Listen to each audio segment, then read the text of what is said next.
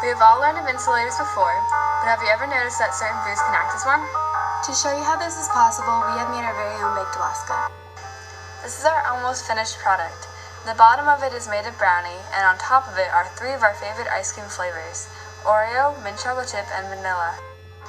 After we smoothed out the meringue out on top of the ice cream and brownie, we froze it overnight. Then the next day, we put it in the oven at 500 degrees and let it bake for 3 minutes. The swirls of the meringue were toasted, but the ice cream was still frozen. Why is this?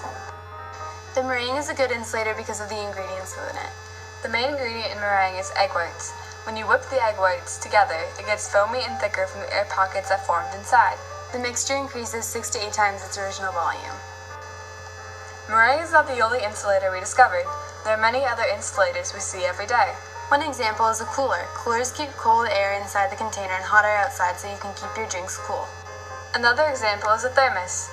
Thermoses keep the liquid inside as warm as possible, even though the outside temperatures can be colder.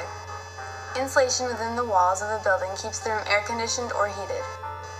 Now you know some different insulators and how the insulators work based on our very own Baked Alaska experiment.